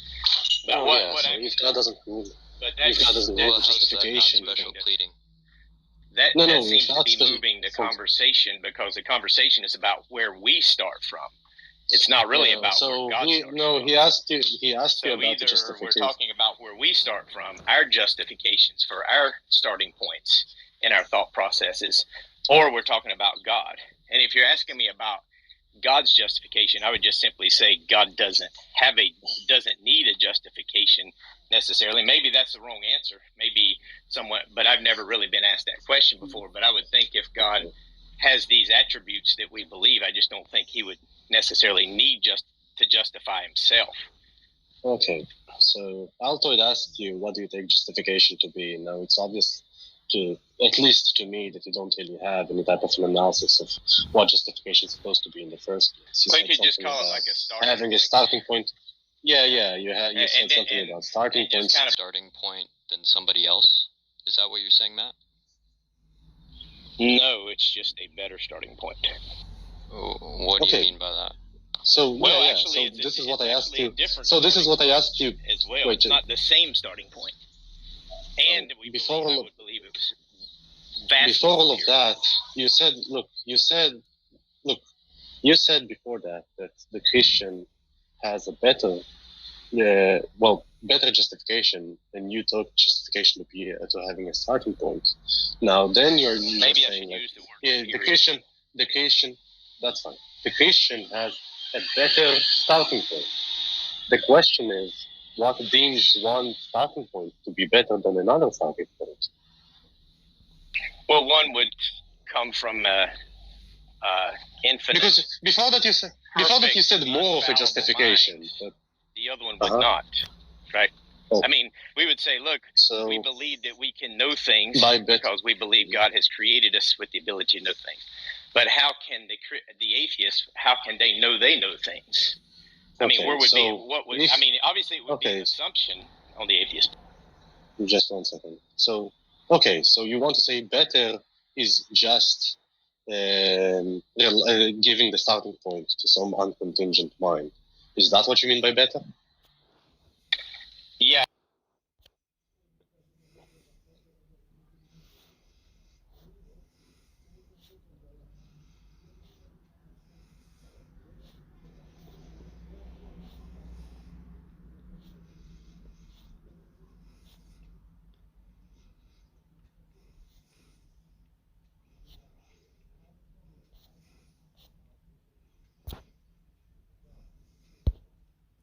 Because in the case of toast, you actually have something to say I know because of. So that's Matt's position. Yes. Let's go. I could have been trolling when I said that. I do remember saying that, but I can't remember what my mental state was. Wait, so if what you said was ridiculous, then you could be trolling? Is that how that works? No, if I said that, I probably was trolling. Oh, so now that would be, but I do remember saying something like that, but that's been probably 2-3 months ago or so. So it's probably a good chance I was trolling Tom. Yeah, you weren't trolling. You weren't trolling, bro. Well, I mean, okay. if So you're a by fallible better, mind, you could just be making a mistake and thinking I'm trolling and be wrong, right? And you could be making. And I could be wrong in thinking I was, but we're both would just be coming from certain presuppositions. Oh my God. That to reach this conclusion, right? So my main thing is just to get the atheist to say, yeah, you're right. I start with presuppositions that I cannot actually demonstrate to be accurate to anyone. I just start with these certain positions. And then the Christian says, yeah, I start with these certain positions too. And then we can kind of move on from there. That's kind of my position, because to mock a presuppositionalist as being incoherent actually defeats your own position. So I take to having a better starting point is that the starting point is something that a rational agent will choose, right, between the better and the worse starting point. You said that the starting point is just a non-contingent mind. But that doesn't really give us or give any rational agent to take this quote-unquote better starting point. And when I say quote-unquote, what I mean is just your definition of a better. Because you can substitute better with the starting point with a non-contingent mind. But that's not interesting. Obviously, I don't believe in a non-contingent mind, and you believe in a non-contingent mind, and you believe that's the starting point, and I don't believe that this is the starting point.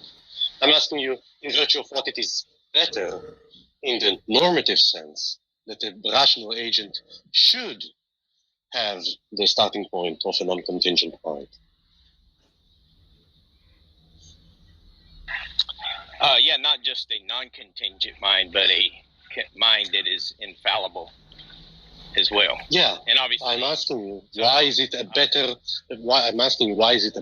starting point in regards to what a rational agent should choose as the starting point? That's what I'm asking. You might not think it's a better starting point. You might think it's foolish. I'm not asking what I think. I'm not asking you what I think. I'm asking you what you think. You why it's better. I don't the reason really why I believe it's better is because I don't think you can gain knowledge or wisdom without God. So therefore, you have to have God. The fear of God is the beginning of wisdom. So I don't think I'm not asking you to preach. From an atheist perspective. I know, but you're asking my position. I'm saying I couldn't demonstrate to you that it's a better starting point, because you would just simply deny it. You would just simply say, well, how would we test that? How would we demonstrate that? But in order to say we're testing and demonstrating that, you're kind of assuming that you are knowledgeable enough and wise enough to be able to do that. But what would be the justification for you to think that? So we're kind of starting at a different. Not for me. No. I'm not asking you for me. Right? What would be the justification? I'm asking you, in virtue of what the starting point of a non-contingent mind is better than a starting point where you're relying on your own cognitive faculties while you being a contingent mind. That's what I'm asking. For me, the non-contingent mind, the perfect mind that we all derive from and depend upon and have our finality in, who would want us to know who he is, despite our shortcomings, because his mind is infinite, he would have the capacity, have the ability to ensure that even us finite minds could know him, and would ensure that would happen. From the atheist perspective, you would just have to say we would have to believe that happens in some other way. Because obviously the atheist would say, yeah, a human mind is fallible as well. So the atheist would just have to say, well, okay, my mind is fallible. So what reason do I have to believe that my fallible mind, which is contingent and finite, what reason would I have to believe that I can accurately know things? What would ensure that this mind does not make mistakes? What would my mind be contingent on to ensure that I can know certain things? And I believe that would be God. And I'm not sure what the atheist would say. I mean, Okay, so I guess that would be a good question for atheists. What would ensure that, despite you having a fallible mind, that you could properly understand data in a way that you can have knowledge and wisdom? okay, so we talked about before of us having a starting point. Now, my hypothetical starting point as an hypothetical atheist is that my cognitive faculties are reliable. And in virtue of that, I can have knowledge, and most of my beliefs are justified and not true. Right? But I asked you before, and I don't think you gave me an answer to it. In virtue of what? This starting point that I right now attribute to you is worse than your starting point. And please don't repeat that your starting point has a God, because that's already given. Right? And it will be if you will answer it in the same way, I'll just accuse you of begging the question. Well, I think at this point I would almost just have to beg the question, because the answer I've given from my fallible mind would be seem to be a decent answer from my Christian worldview, but I'm giving information from my fallible mind to your fallible mind. So the only way I could ensure from my perspective, from my worldview, that you receive this information and it makes sense to you, and that it's somehow God allows it to make sense to you despite my fallible mind, would basically be me being dependent upon God to do that, because I could not answer the question in any other way other than that. So the Christian would believe, look, we can go out and we can share information with others, but we're limited, we're fallible, but we also know that God has told us to do this, and we can ensure that the Holy Spirit, the Word of God, can go through us in a way that someone else can understand it. Now, if it doesn't, then obviously my mind is limited, so I'm not necessarily surprised. But your mind would be limited too. So at this point, we're kind of forced to depend upon. Okay, so you didn't answer my question, which is fine. Now let me ask you a different question, because that would probably eliminate something. Do you have a non-question begging reason that one starting point is better than another starting point? It's a yes or no.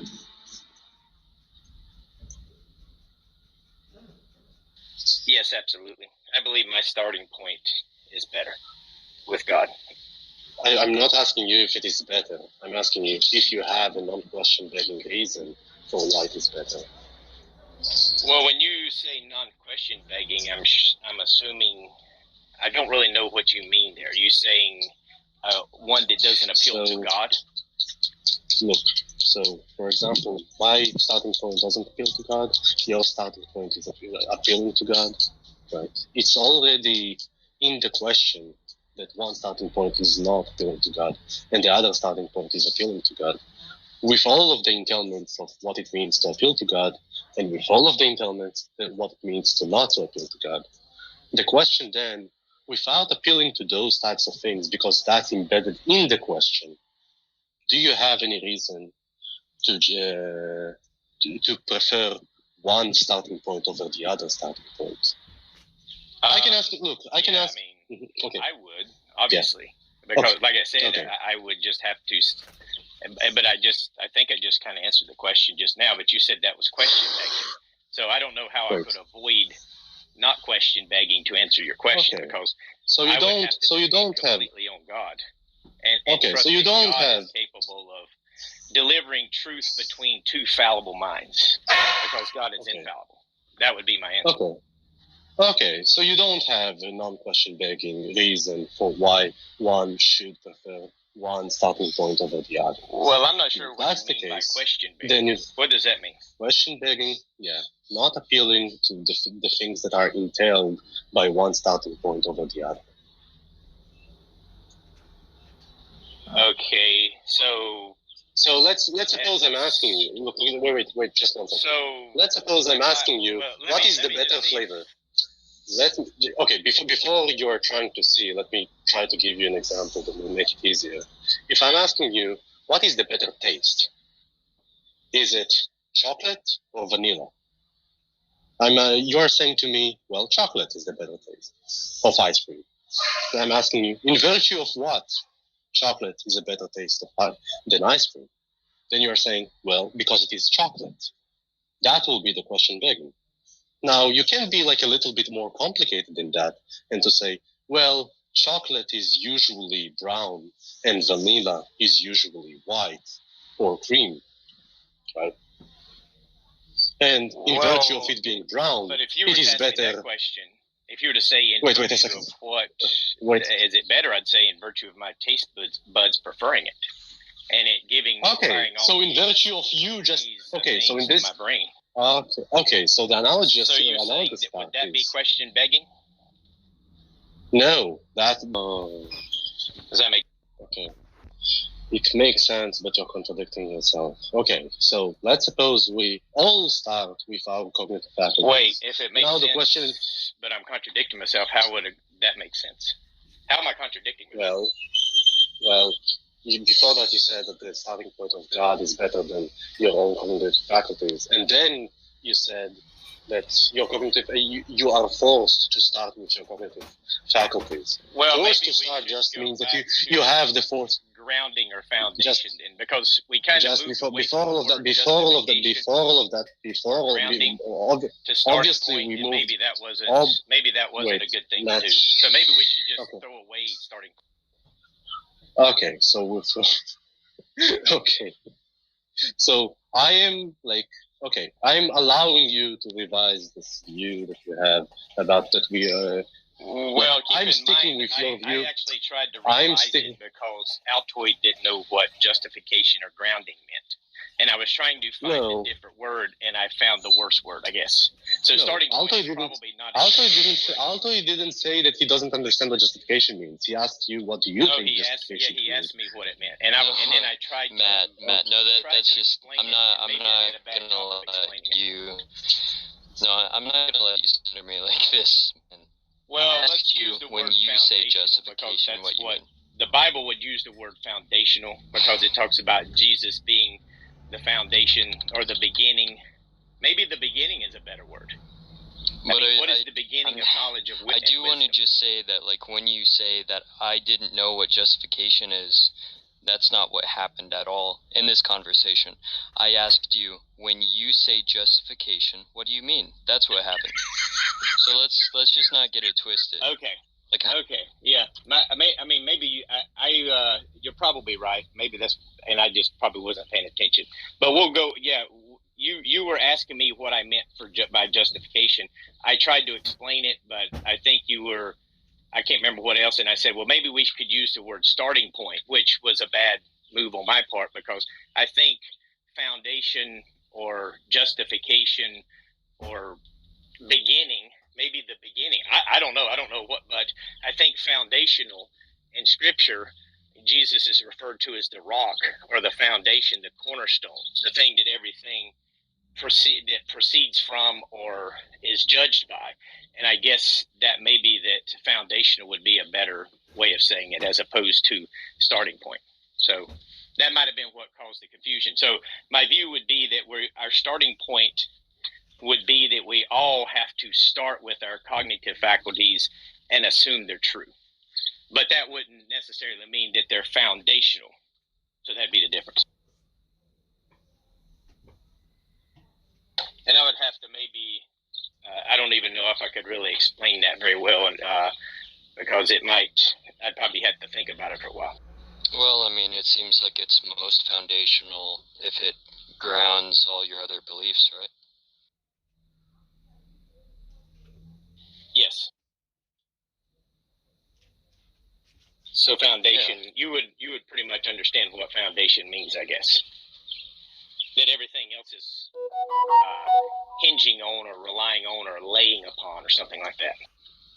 I mean, then in that case, it just seems like if what you mean by foundation is or justification, sorry, is just a foundation, and everyone assumes their cognitive faculties to be reliable, then there is no difference between like one starting point and another. Yeah, you're right. The starting points would be identical. Right, so there wouldn't be a better one if they're identical.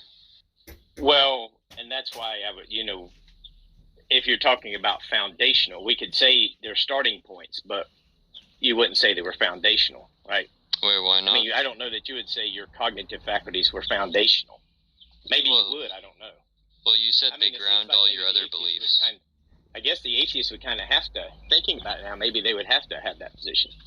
Well, you said that it grounds all your other beliefs. Thinking. Yeah, you said that belief grounds all other beliefs, or whatever, right? And it would be the case in your case too, because any belief, that's going to be something that you believe to be necessary for your foundation, that we can trust our cognitive faculties. Well, I think the question would be why. The next question would be why could we trust him? And that's when you would get into the other things. Why should we trust his cognitive beliefs? Yeah, but those would be beliefs upon your foundation. But that wouldn't be your foundation. God is our foundation, so that's why we trust. And actually, the Christian even has to say that our own cognitive faculties are fallible. So but that means that they have to rely even more on the mind of God. That's why you have passages that say, lean not on your own understanding. But in talking about God and saying the fear of God is the beginning of wisdom.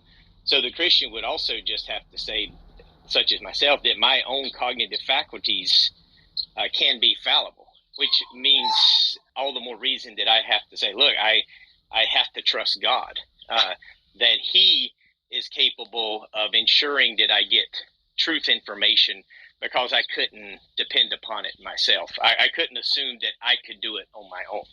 Matt, do you rely on your mind to receive revelation? Yes. Well, there you go. Your fallible mind to get infallible knowledge. How does that work?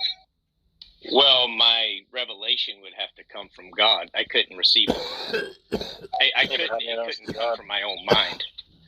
So, and then I just have to trust that God ensures that the information, the revelation I receive, I properly understand. And that's why the Christian believes we need the Spirit of God within us to do this. And that's what Jesus kind of talked about in John chapter 14, where the Spirit of God, the Counselor, will come and will teach you these things and share these things with you. And we don't believe, apart from God acting in that such a way, that we are capable of understanding things in our own fallen, limited nature, fallible nature. I get that, but you're saying that you just believe it, you don't know it, right? Well, it's faith. We have to, it's not like we can go out and do some sort of testable, observable, verifiable, that's fair, repeatable experiment there. And even if we did do that, we would still be relying. We'd still be forced in the same position, because we're still relying on our own human brain to interpret these things. So that's why the Christian thinks that they would be justified in saying, look, I can't trust my own thoughts always. I have to say, look, there's certain things I don't understand. There's certain things I don't know.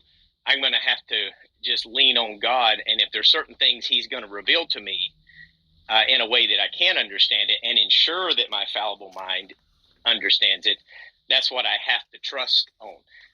Because apart from God, I could not assume that. And that would be the difference between, and from the atheist perspective, I guess they would have a different approach, or maybe the atheist doesn't think about that. I don't know. But from the Christian perspective, you read scripture, study the Bible, that's what it talks about. It talks about certain, man being deceived and certain things of that nature. So we have to trust in God at that point. Now, if an atheist were to say, well, how do you know God isn't deceived. Well, I think as far as answering that question, I don't know if I could. It would just have to be a step of faith. I just have to say, look, I believe that God's mind is infallible, and infinite and omniscient, and isn't capable of being deceived. But obviously, that would be a step of faith as well. I couldn't demonstrate that, but I think if we open our mind up to the idea that God can be deceived, then there's no other hope at that point. From the Christian perspective, there's just no hope, because no one, you would just have to be skeptical of everything, because if the mind of God could be deceived, then we're forced into just saying everyone, including all the minds God is, that God, contingent upon God, is just capable of being deceived as well, and we just can never know anything. And you couldn't even say you even know that at that point, because to say we can never know anything would be a statement of knowledge, and you couldn't even trust that. So it would just be self-imploding at that point. You've already said that, because you said that you can't know that you've actually received God's revelation.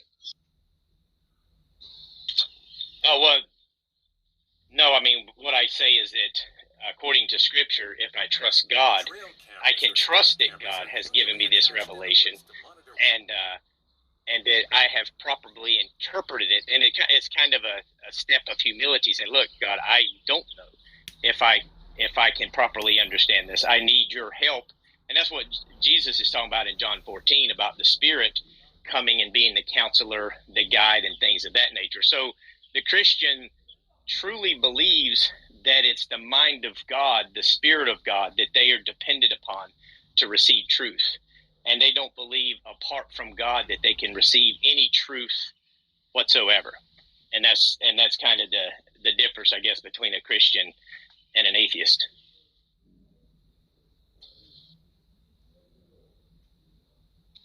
Jack, what do you think of this?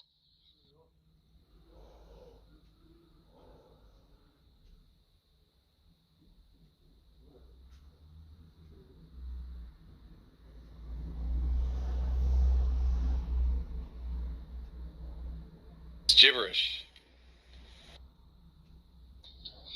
Yeah, well,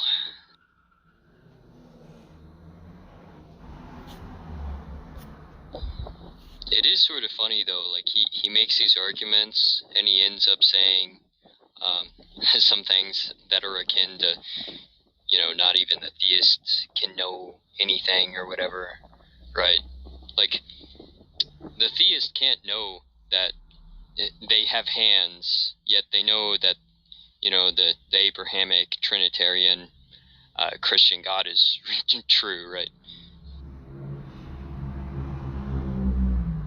Well, I guess you could say the theist, the Christian, cannot know if they're not a brain in the vat someone receives without the God. Spirit, they can't be wrong.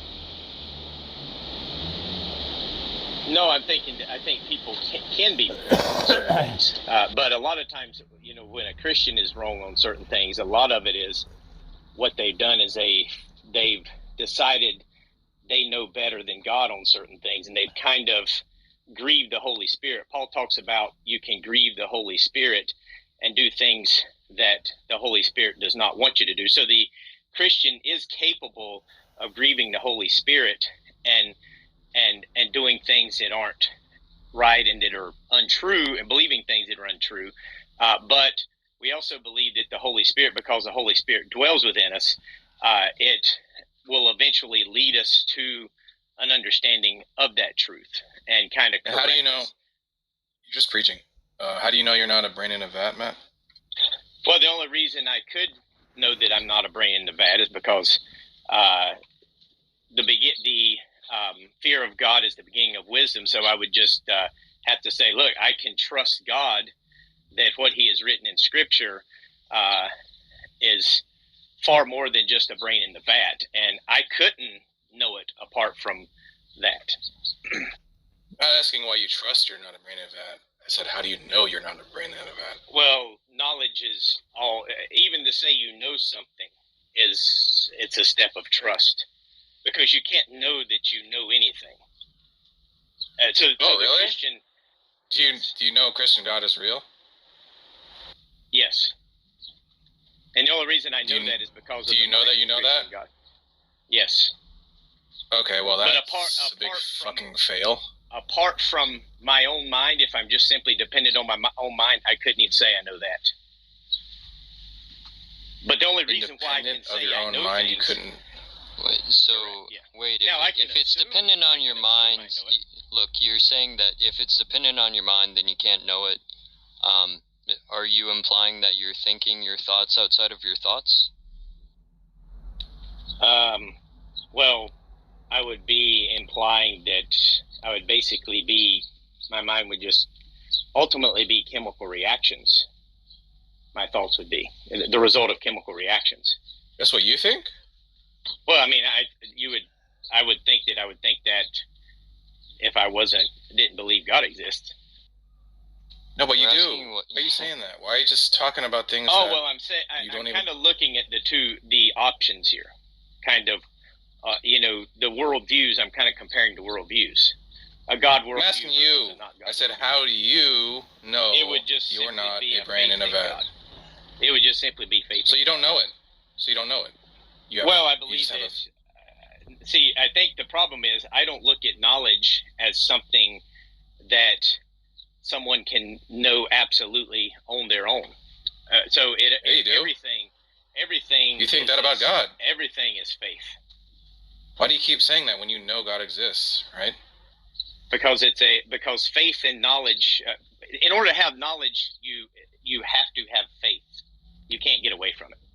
You have to have complete trust and confidence in someone or something, which is the definition of faith. You're acting like you're acting like the belief in God isn't a belief that you have. Gibberish. Yeah, it's bizarre.